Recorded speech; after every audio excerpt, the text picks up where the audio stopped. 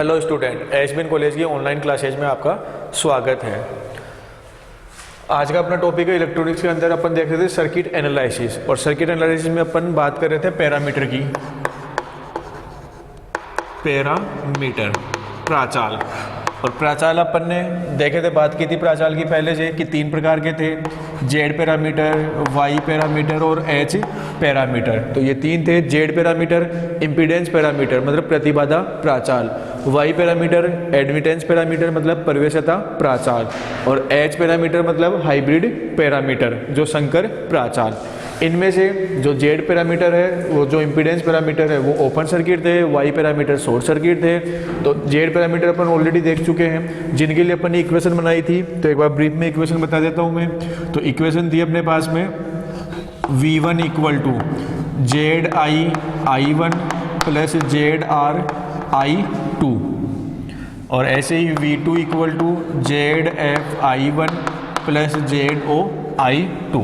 तो ये अपन ने जेड पैरामीटर की इक्वेशन बनाई थी कि V1 equal to Z I I1 plus Z R I2, और ऐसे V2 equal to Z F I1 और Z O I2।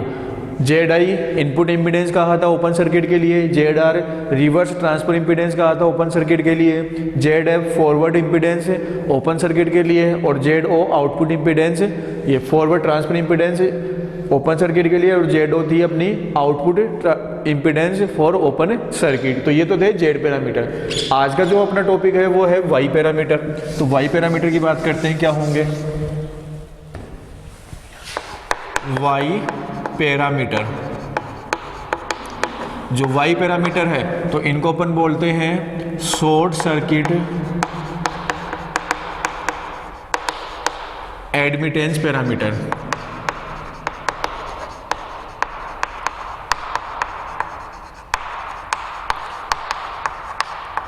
Short circuit admittance parameter मतलब लघुपतित परिपथ के प्रवेश्यता प्राचाल।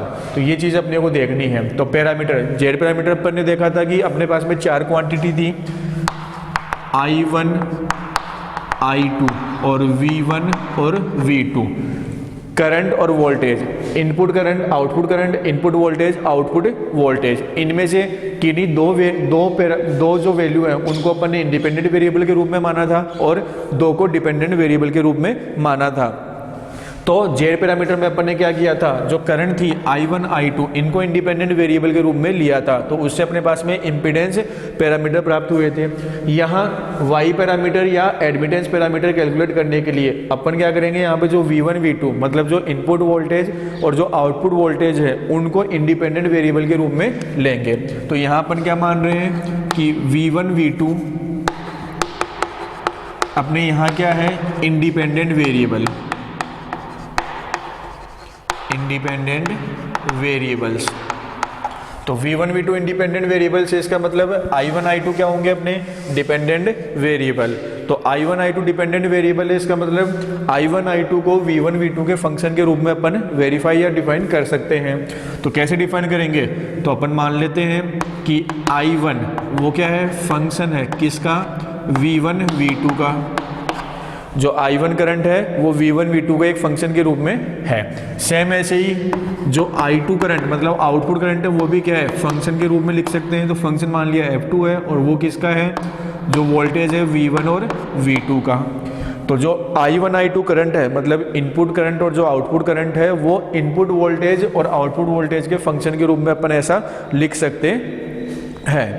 अब जैसा जेड पैरामीटर में किया था कि अगर लो वैल्यू की, लो मान की AC वोल्टेज या करंट अप्लाई करें तो उस स्थिति में इनके मान में जो चेंजेज होगा उनको अपन पार्शियल डेरिवेटिव की फॉर्म में अपन लिख सकते हैं। तो पार्शियल डेरिवेटिव के रूप में कैसे लिखेंगे, तो DI1, जो I1 I2 है उनको पार्शियल डेरिवेटिव की फॉर्म में लिखना है। तो DI1 equal to del I1 upon del V1 into DV1 plus del I1 upon del V2 into dV2। तो dI1 परफेक्ट डेरिवेटिव है I1 का, उसको पार्शियल डेरिवेटिव की फॉर्म में del I1 upon del V1 into dV1 plus del I1 upon del V2 into dV2। तो इस form में अपन ने इनको लिख लिया है। सेम ऐसे ही I2 के लिए लिखें तो I2 के लिए क्या लिखेंगे, dI2 equal to del I2 upon del V1 into dV1 plus del I2 upon del V2 into dV2। तो ये I1 और I2 को अपन ने क्या किया है, पार्शियल डेरिवेटिव के रूप में लिखा है। अब तो इनको इक्वेशन दे देते हैं 1 और 2। तो ये तो हो गई अपनी I1 I2 की पार्शियल डेरिवेटिव के रूप में फॉर्म। इसके बाद में V और I में जो कर्व है वो एक सीधा कर्व प्राप्त होगा, सरल रेखीय ग्राफ प्राप्त होगा। इसलिए जो इनमें जो चेंजेज हो रहे हैं उन चेंजेज को अपन निम्न प्रकार से भी अपन वेरीफाई कर सकते हैं, लिख सकते हैं। तो इन चेंजेज को मैं कैपिटल I और कैपिटल V के द्वारा रिप्रेजेंट कर रहा हूं। तो इनको कुछ ऐसा लिख देता हूं मैं, I1 इक्वल टू क्या क्या लिख रहे हैं, तो इसको मैं लिख रहा हूं YI V1 plus YR V2। ऐसे ही I2 equal to YF V1 plus YO V2। Equation third और फोर्थ क्या किया है मैंने, जो ये डेरिवेटिव फॉर्म है उन डेरिवेटिव को मैंने इस प्रकार से I और V के रूप में लिखा है। अभी लिखा क्या है, यहाँ पे जो YI, YR, YF, YO ये क्या चीज़ें हैं, तो क्या है वो अभी देखते हैं अपन। तो यहाँ देखें YI को मैं Y11 भी कह सकता हूँ, मतलब मैट्रिक्स फॉर्म में भी अपन लिखेंगे तो उसका जो पहला कंपोनेंट है वो Y11। तो Y11 या YI किसकी जगह लिखा है, ये YI इस वाली टर्म की जगह लिखा है del I1 upon del V1, del I1 upon del V1। क्या किया है, YI equal to del I1 upon del V1। यहाँ से देखें, ये तो यहाँ पे लिखा है, अब यहाँ से देखें क्या होगा, YI बराबर, देखो देखें, अगर मैं इस V2 को 0 कर दूँ, ये V2 की वैल्यू क्या हो जाए 0, तो उस स्थिति में YI क्या बनेगा, I1 बटा V1 लिख सकते हैं, I1 बटा V1। कब है ये, जब V2 इक्वल टू क्या है 0। ध्यान से देखना, V2 इक्वल टू 0 हो जाए तो ये टर्म 0 हो जाएगी, तो अपने पास में केवल ये टर्म बचेगी। तो यहाँ से YI I1 बटा V1 ये करके लिख सकते हैं। तो अब I बटा V अपन जानते हैं V बटा I, V बटा I तो क्या होता है Z, मतलब इम्पीडेंस या प्रतिबाधा। I बटा V लिख रहे हैं तो I बटा V क्या होगा, एडमिटेंस, जिसको अपन Y के द्वारा रिप्रेजेंट करते हैं। इसके अलावा I1 बटा V1 है तो 1/1 मतलब इनपुट टर्मिनल्स की बात कर रहे हैं, तो YI क्या होगी, इनपुट एडमिटेंस। साथ में V2 इक्वल टू 0, वोल्टेज 0 है और वोल्टेज 0 कहाँ पे होगी, शॉर्ट सर्किट के अंदर होगी, तो शॉर्ट सर्किट की इनपुट इम्पिडेंस। तो ये क्या हो गई, जो YI है अपना वो क्या है, input impedance, input admittance, impedance नहीं admittance, input admittance of short circuit. और कब है साथ में इनपुट इम्पिडेंस कब होगी, कंडीशन क्या है, V2 इक्वल टू 0, तो अपन लिख सकते हैं when output terminals are short circuit,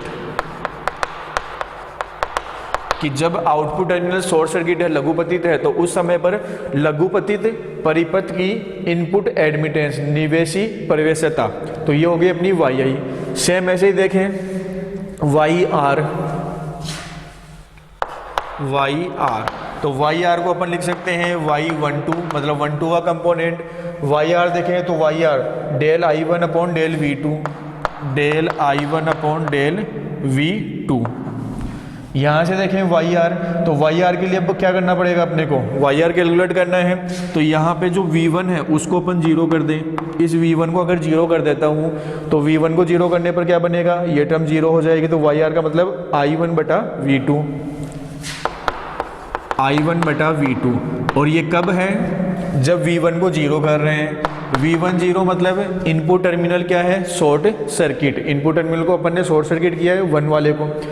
अब यहाँ देखिए वही चीज़ आ रही है I/V, तो I/V का मतलब करंट अपॉन वोल्टेज, मतलब एडमिटेंस प्रवेशता होगी। साथ में 1 और 2 आ रहे हैं, इसका मतलब एक जो सर्किट है उसके एक लूप में तो वोल्टेज और दूसरे लूप में करंट है। तो ऐसी इम्पीडेंस या ऐसी जो एडमिटेंस है उनको अपन ने नाम दिया था ट्रांसफर इम्पीडेंस या ट्रांसफर एडमिटेंस। मतलब ट्रांसफर इम्पीडेंस या ट्रांसफर एडमिटेंस, और साथ में 2 के कारण 1 में हो रही है, इसका मतलब रिवर्स। तो ये क्या हो गई, reverse transfer admittance, reverse transfer admittance of short circuit, of short circuit की लघुपतित परिपथ की अंतरित उत्क्रमित प्रतिबाधा। और लेकिन कंडीशन क्या है, कब है, जब V1 = 0। तो V10 का मतलब input terminals are short circuit, input terminals are short circuit. इसके बाद में बात करें अगले ड्रम की, YO की बात कर लेते हैं। YO को अपन लिख सकते हैं Y22 कंपोनेंट। YO मतलब del I2 upon del V2, del I2 upon del V2 equal to YO। तो YO के लिए इसका मतलब V1 को 0 करना पड़ेगा, और V1 को 0 करेंगे इसका मतलब I2/V2, I2/V2 कब है, जब V1 0 है, I2/V2 जब V1 0। तो ये क्या होगी, YO आउटपुट एडमिटेंस के लिए लिखा जाएगा I2/V2, क्योंकि आउटपुट टर्मिनल पे करंट और आउटपुट टर्मिनल पे क्या है, वोल्टेज, दोनों का अनुपात। तो ये क्या होगी, output admittance, output admittance of short circuit, short circuit. लेकिन कंडीशन क्या है, जब V1 = 0। तो V1 0 का मतलब ही क्या है, input terminals are short circuit, input terminals are short circuit, कि इनपुट टर्मिनल है वो कैसे हैं, शॉर्ट सर्किट है। तो उस सिचुएशन में YO आउटपुट एडमिटेंस। लास्ट अपना YF। तो YF कंपोनेंट कौन सा होगा, Y21 करके लिख सकते हैं, इक्वल टू YF निकालने के लिए V2 को 0 करना पड़ेगा, मतलब I2/V1, या यहाँ से देखें तो del I2 upon del V1, del I2 upon del V1 या I2 अपॉन V1। लेकिन कंडीशन कब है, क्या होगा, YF निकालना चाह रहे हैं तो YF के लिए क्या होगा, V2 0 होगा, तो V2 = 0। तो ये क्या हो गया, YF, F मतलब फॉरवर्ड से है, 2 और 1 आ रहा है, इसका मतलब पहले लूप के अंदर वोल्टेज अप्लाई करने पर सेकंड लूप में करंट प्रवाहित हो रही है। तो ये क्या हो गई, फॉरवर्ड। तो forward transfer admittance, forward transfer admittance of short circuit, forward transfer admittance of short circuit कब, जब वहन V2 = 0। तो V2 = 0 का मतलब क्या है, आउटपुट टर्मिनल कैसे होने चाहिए, शॉर्ट सर्किट। तो when output terminals are short circuit, output terminals are short circuit. तो ये हो गए अपने पास में चारों पैरामीटर, Y1 Y2 और YI YR YO YF। तो ये चारों अपने पास में जो एडमिटेंस पैरामीटर हो चुके हैं। तो ये जो चारों वैल्यू आई है वही क्या अपने एडमिटेंस पैरामीटर। मतलब Y I, Y R, Y F, Y O, तो ये चारों के चारों है एडमिटेंस पैरामीटर। अब चाहे तो अपन जो इक्वेशन 3 और 4 है उसको इस फॉर्म में भी लिख सकते हैं। जो एडमिटेंस पैरामीटर की इक्वेशन है यही 3 और 4 है, तो इसको अपन I1 इक्वल टू जो आई वाई आर इनको मैट्रिक्स कंपोनेंट के रूप में लिखें, तो y11 v1 plus y12 v2। ऐसे ही I2 इक्वल टू क्या लिख सकते हैं, y21 v1 plus y22 v2। और अगर इन्हीं को मैट्रिक्स फॉर्म में लिखना चाहें, इन मैट्रिक्स फॉर्म, तो मैट्रिक्स फॉर्म में लिखें तो कॉलम मैट्रिक्स बनेगी करंट की I1 I2 करंट की एक कॉलम मैट्रिक्स हो गई, इक्वल टू जैसे जेड पैरामीटर में इम्पीडेंस मैट्रिक्स आई थी तो वहाँ पे एडमिटेंस मैट्रिक्स आ जाएगी 2/2 की, तो ये हो गई y11 y12 y21 y22। और ये मैट्रिक्स मल्टीप्लाई होगी एक कॉलम मैट्रिक्स जो कि क्या होगी, वोल्टेज की कॉलम मैट्रिक्स होगी। और चाहे तो इसी को I1 I2 की जो कॉलम मैट्रिक्स है वो तो सेम ऐसे ही, और जो ये मैट्रिक्स है जो एडमिटेंस मैट्रिक्स है उसको अपन Y I, Y R, Y F और वाई ओ इस वाले कंपोनेंट की फॉर्म में भी लिख सकते हैं, इंटू V1 अपॉन ये V1 और V2 की कॉलम मैट्रिक्स। तो ये थे अपने वाई प्राचाल या वाई पैरामीटर। और वाई पैरामीटर मतलब एडमिटेंस पैरामीटर, और एडमिटेंस पैरामीटर किसके लिए है, शॉर्ट सर्किट के लिए है। ये शॉर्ट सर्किट और ओपन सर्किट वाली चीज़ें अपने को ध्यान में रखनी है। तो ये हो गए अपने वाई पैरामीटर। अब नेक्स्ट जेड हो गया, वाई हो गया, मतलब ओपन सर्किट इम्पीडेंस पैरामीटर हो गया, शॉर्ट सर्किट एडमिटेंस पैरामीटर। अब जो नेक्स्ट है वो है एच पैरामीटर। जो अपना नेक्स्ट पॉइंट है एच पैरामीटर। एच मतलब हाइब्रिड पैरामीटर, संकर प्राचाल।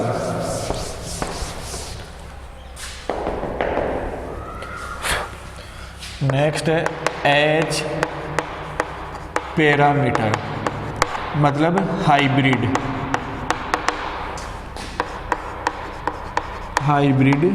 पैरामीटर। क्या होंगे, तो सबसे पहले देखें कि हाइब्रिड का मतलब संकर, मतलब मिक्स, किन्हीं दो का या दो से अधिक का आपस में कॉम्बिनेशन मिक्स करना है। तो मिक्स यहाँ पे क्या करें, अपने पास में दो चीज़ें हैं जेड और वाई। जेड थी वो इम्पीडेंस पैरामीटर के रूप में लिखी गई है, और वाई का मतलब एडमिटेंस पैरामीटर। जेड के अंदर अपन ने क्या किया था, दो इंडिपेंडेंट वेरिएबल लिए थे, और दो इंडिपेंडेंट वेरिएबल किनको माना था, जो करंट की वैल्यू थी I1 और I2। ऐसे ही y, तो y के अंदर अपन ने क्या किया है, दो इंडिपेंडेंट वेरिएबल क्या लिए हैं, V1 और V2।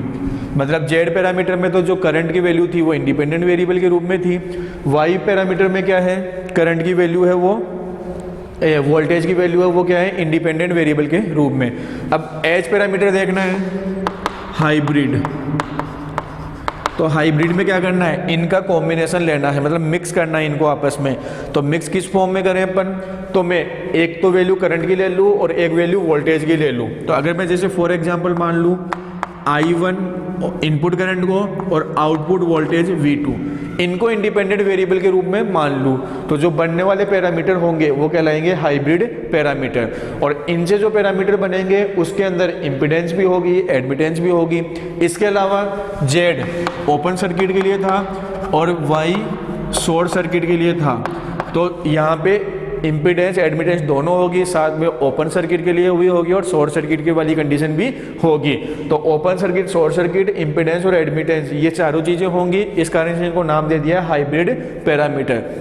इसके अलावा जो इंडिपेंडेंट वेरिएबल ले रहे हैं वो तो एक तो करंट ले रहे हैं, एक वोल्टेज ले रहे हैं। और जो ये हाइब्रिड पैरामीटर है, आगे अपन देखेंगे जो ट्रांजिस्टर पढ़ेंगे, तो ट्रांजिस्टर का जो सर्किट एनालिसिस होगा, उस सर्किट एनालिसिस, ट्रांजिस्टर एनालिसिस के अंदर भी एक बड़े काम की चीज़ है जो एज पैरामीटर। जब आगे अपन नेक्स्ट क्लासेस में देखेंगे तो उस समय पर देखेंगे कि ट्रांजिस्टर एनालिसिस में कैसे काम में आएंगे। तो ध्यान क्या रखना है, हाइब्रिड पैरामीटर में एक करंट और एक वोल्टेज, इनपुट करंट और आउटपुट वोल्टेज को इंडिपेंडेंट वेरिएबल के रूप में लेना है। तो अपन मान लेते हैं तो कंसीडर कर रहे हैं लेट इनपुट करंट I1 और and output voltage V2 are independent variable, are independent variable कि I1 और V2 क्या है, इंडिपेंडेंट वेरिएबल। तो बच क्या गया V1 और I2, मतलब इनपुट वोल्टेज और आउटपुट करंट, ये क्या हो जाएंगे डिपेंडेंट वेरिएबल, ये हो गए अपने डिपेंडेंट वेरिएबल। तो इसका मतलब V1 और I2 क्या होंगे, I1 V2 के फंक्शन के रूप में लिखे जा सकते हैं। और फंक्शन के रूप में लिखेंगे तो कैसे रिप्रेजेंट करेंगे, तो मैं रिप्रेजेंट कर सकता हूँ कि जो V1 है मतलब इनपुट वोल्टेज, वो फंक्शन है किसका, I1 V2 का। ऐसे ही जो I2 मतलब आउटपुट करंट है वो फंक्शन है, तो वो फंक्शन किसका है, I1 V2 का ही। तो ये वाली सिचुएशन है कि इनपुट वोल्टेज और जो आउटपुट करंट है वो फंक्शन है इस फॉर्म में। अब इस फॉर्म में फंक्शन है तो जो अपन पीछे जेड और वाई में कर चुके हैं कि अगर लो वैल्यू की एसी करंट या वोल्टेज अप्लाई करते हैं तो उस स्थिति में इनके अंदर मतलब वोल्टेज और करंट में जो चेंजेस होगा, उन चेंजेस को या जो परिवर्तन है उनको अपन डेरिवेटिव की फॉर्म में अपन रिप्रेजेंट कर सकते हैं। और डेरिवेटिव की फॉर्म में रिप्रेजेंट करेंगे तो क्या होगा, तो डेरिवेटिव की फॉर्म में लिख रहा हूँ इन फंक्शंस को, dv1 equal to del V1 upon del I1 into DI1 plus del V1 upon del V2 into DV2। ध्यान रखना है डेरिवेटिव किसके रेस्पेक्ट में, I1 V2 के रेस्पेक्ट में करना है। किसका करना है, V1 का लेना है। सेम ऐसे ही I2 के लिए लिखूं तो DI2 इक्वल टू, तो DI2 क्या बनेगा, del I2 upon del I1 into DI1 plus del I2 upon del V2 into DV2। तो ये मैंने जो V1 I2 थे उनको डेरिवेटिव की फॉर्म में लिख दिया है।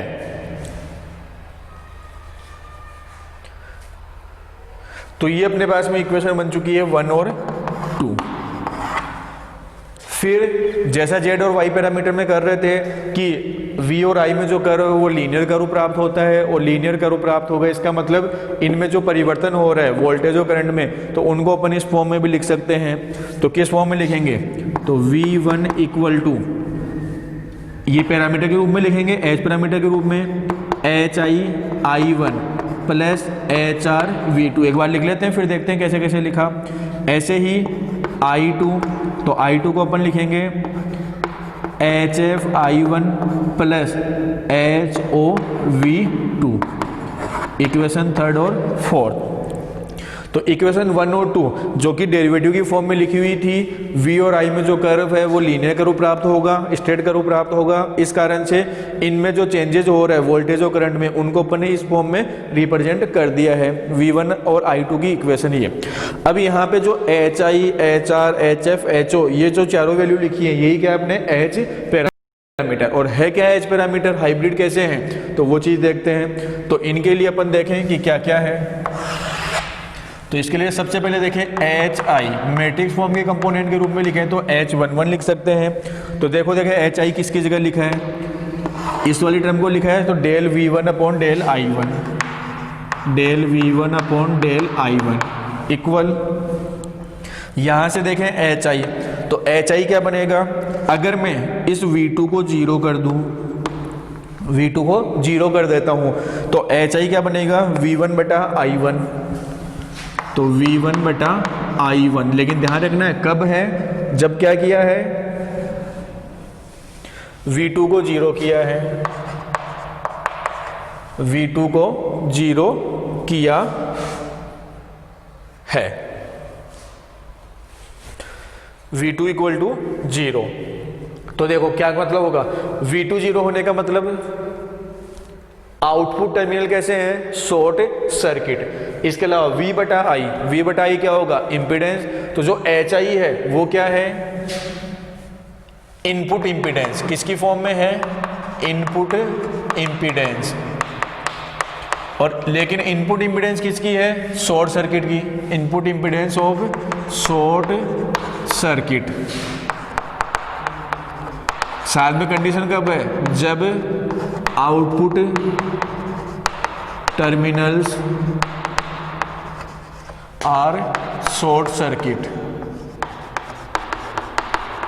आउटपुट टर्मिनल कैसे हैं, शॉर्ट सर्किट है। तो ध्यान रखना है, जेड पैरामीटर में जो इंपीडेंस थी, तो जेड पैरामीटर की इंपीडेंस वो ओपन सर्किट आ रही थी, लेकिन यहाँ पे कैसी आ रही है, शॉर्ट सर्किट। तो इनपुट इंपीडेंस और ओपन की जगह शॉर्ट सर्किट हो गया, तो मिक्स हो गई आपस में, मतलब हाइब्रिड पैरामीटर है।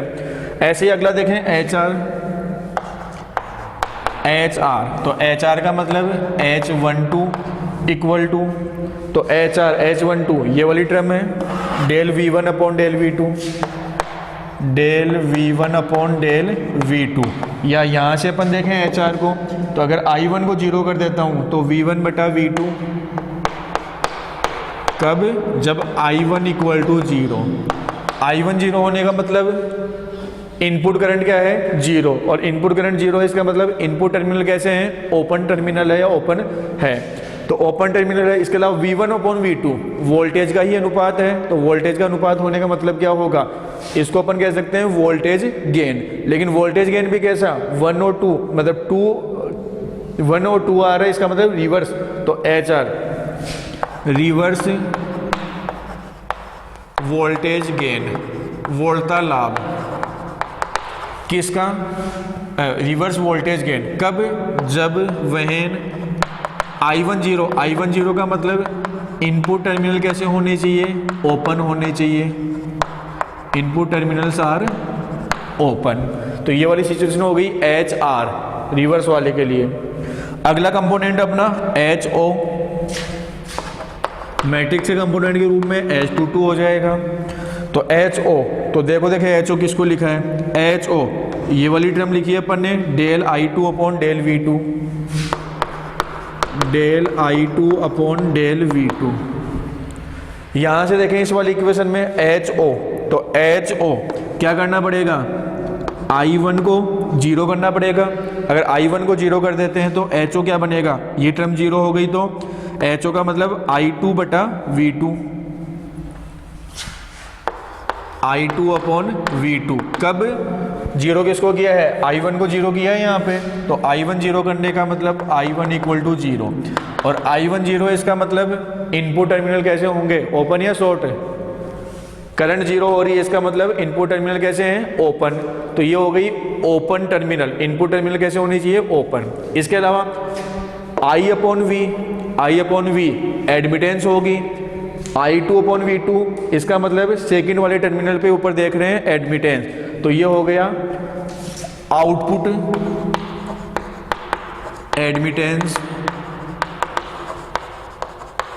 ऑफ I10 मतलब open circuit, output admittance of open circuit. Condition क्या है, जब I10 होने का मतलब input terminals are open, input terminals are open. तो ये हो गया अपना HO आउटपुट पैरामीटर। लास्ट है अपना HF,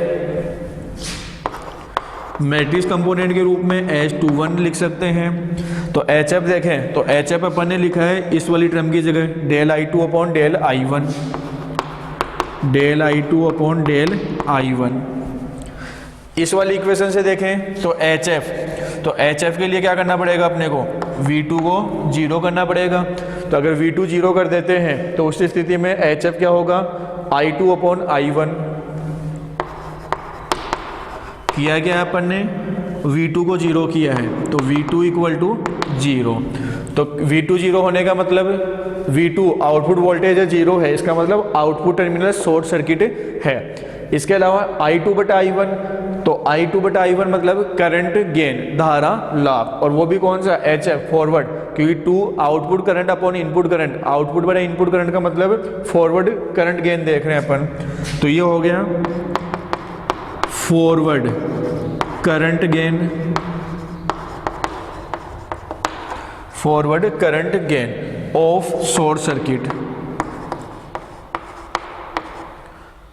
ऑफ शॉर्ट सर्किट।